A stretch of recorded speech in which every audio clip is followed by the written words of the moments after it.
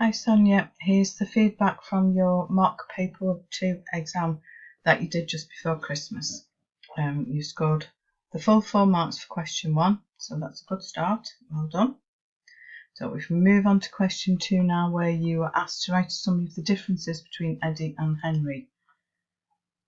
You've talked about some of the differences. You started off well, saying that Eddie lives at home with his family, Henry lives in a boarding school for boys away from his family.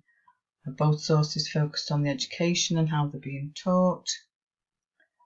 And then you've gone on to say Eddie's story shows him to be from a loving, supportive family who all share their lives together, whereas Henry's story is a young, lonely boy who's without the love and support of his family. You've gone on to mention this bit here about his brother. As you said, that's only in the letter from the father, so that bit's not relevant to the question. And this bit's not really relevant to the question because it's not about Eddie and Henry themselves.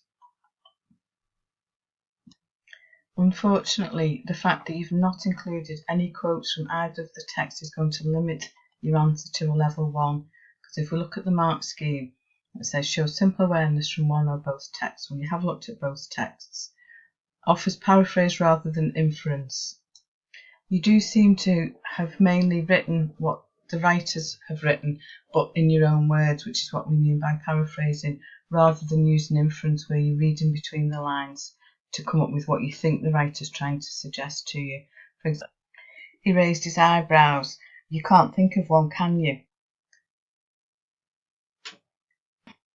This could also suggest that Eddie's not frightened of his dad, whereas the fact that Henry speaks very formally and respectfully to his dad in the letter could imply that he's a little bit scared of him. And that's the kind of thing that you need to be adding for the inference.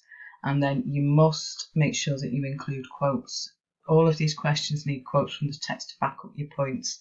And then the last bullet point here is statements show simple differences between the texts.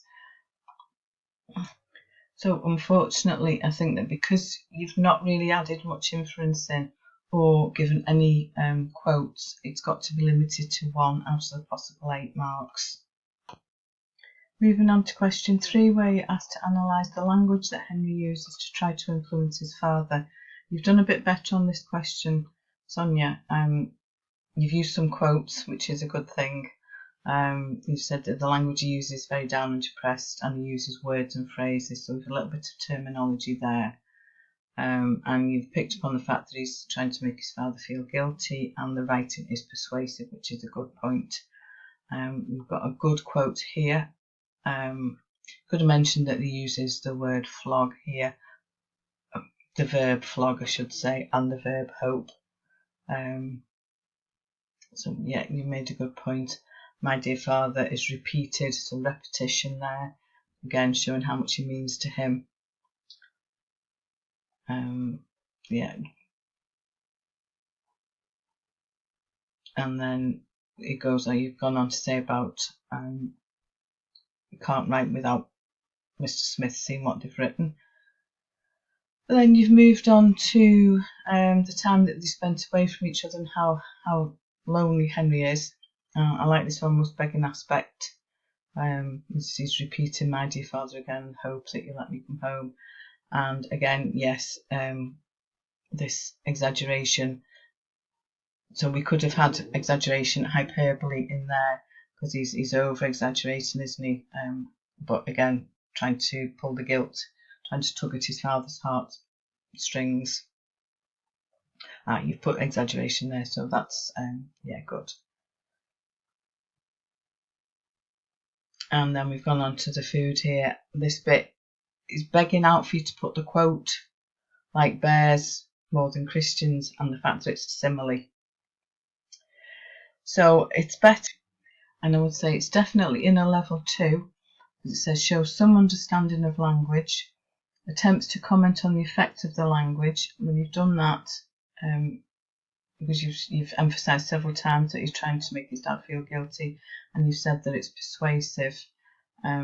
You could have added that he's trying to get his father to understand how homesick he feels and how bad the conditions are, to get you some higher marks. selected some appropriate textual detail. Well, you've done this more than you have in the previous question, but I think you've missed some good examples there, particularly the simile where he's talking about the bears. You need to try and put a quote in for every point that you make, and you've made some use of subject terminology. The terminology that you've used has been used correctly and appropriately, but if you'd have used more, it would have put you into that band 3. However, I would say that it's at the top end of the level 2, so I would give you 6 out of the possible 12 marks for this question, so well done. Okay, moving on to question 4, where you're asked to compare how the two writers convey their different attitudes to parenting and education. And then the bullet points that you are asked to answer are: compare their different attitudes, compare the methods they use to convey their attitudes, and support your ideas with references to both texts. So you've started off well. You've identified the correct text that you need to be reading, which not everybody did do that. So it's a good start. We've got a good point here where Eddie's father's gone back to his childhood and education and wants to put himself in Eddie's shoes to see how he learns, how he deals with things and learns. Whereas Henry's dad seems to be quite suspicious of him, doesn't he? As you've said, and you've given a good quote for that. He tells the family friend he'd rather trust George's word, who's the younger son. Unfortunately, this little bit here isn't relevant to the question because it's not looking at the differences between the dad's perspectives and attitudes to education and parenting. Okay, so if we look at the mark scheme for this question, and if we start off at level 1, where it says make simple cross-references of ideas and perspectives, well, you've done that once in that one instance where you've been looking at the levels of trust that they have. Unfortunately, you've not identified the writer's methods or analysed the writer's methods, which is saying things like Jay, Eddie's dad, uses humour to get across his point of view of how he feels, he reacts to the way that Eddie speaks to him, whereas Henry's dad is very formal when he's writing to the friend. You've made some references from at least one of the texts, and again you've shown simple awareness of the ideas and or perspectives. So this is a 16-mark question, so you would need to have made at least 6 points on the different attitudes and perspectives of both fathers to education and to parenting. Some of the things that you could have included: that Jay has a relaxed, informal, involved form of parenting compared to the formal, distant approach of Henry's father. Jay's attitude to education nowadays seems to be that it's much better than it was when he was at school, and he does seem to be genuinely proud of Eddie's achievements, even though he says he's irritatingly good at it. And I think that suggests that he believes that Eddie doesn't have to work hard at it, it comes naturally to him. Whereas Henry's father seems disappointed with the educational system by the fact that he spotted 2 spelling mistakes in Henry's letter when he points out that when they left him, they could spell perfectly well.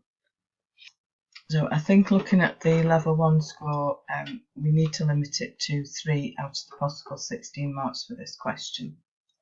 This gives you an overall score of 14 out of 40 for the 4 reading questions. Bearing in mind that this is the first time we've attempted the mock for this paper too, it's not a bad score, and I know that you weren't feeling very confident when you went into it and had the kind of attitude when you give it a go and you're going to revise and catch up on your work over the Christmas holidays. So it's not a bad score. You're showing that you have got the capabilities of achieving a good grade at your GCSE. I just need you now to make sure you attend regularly. If you can't attend, try and catch up on the work before the next lesson, because the lessons do tend to follow on, and make sure that you do complete and hand in all your homeworks for marking, because they're invaluable to let me know that you're understanding what we're doing, but also showing you what you need to work on as well. But it's not a bad score, and we've got 5 months to get everything boxed off before the exam, so keep up the good work. Well done.